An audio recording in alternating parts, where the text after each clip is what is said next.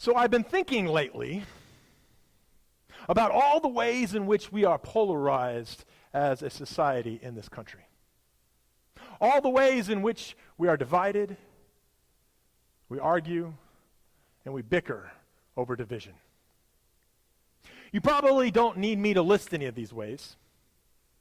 In fact, you probably have had some of the ways in which we are divided already pop up in your mind as I'm talking about it. But sometimes I think to myself, man, I wish Jesus was here today.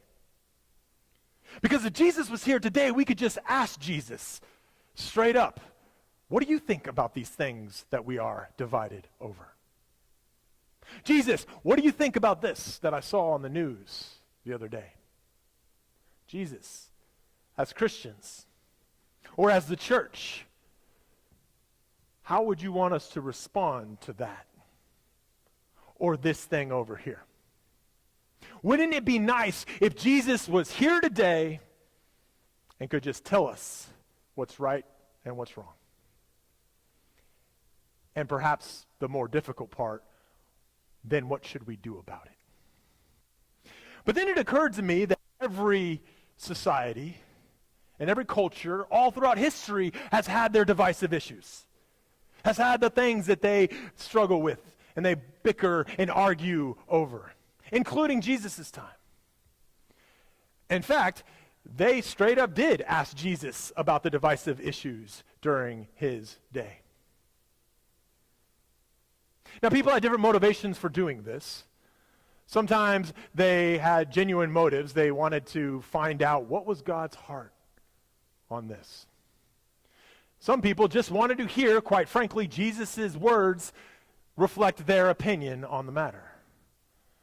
Jesus, are you on my side or are you on theirs? And so other people had more nefarious motives. Some people debated with Jesus and with difficult theological or moral questions of the day in order to try to trap him in a debate. And so over the course of this series, I want to take a look at how Jesus addressed the divisive issues of his day in order that hopefully we can learn how to address the divisive issues of our day. Now, I'll tell you, just in case you're wondering, I'm not going to directly address the issues of our day in this sermon. That's not because they're not important. Of course they are. But to be honest, we kind of do that everywhere else in life, don't we? And so, no, what I want to do is I want to take a look at how Jesus conducted himself in the first century. How he answered the difficult questions with both truth and love. As an example of how we as Christians today can do the same.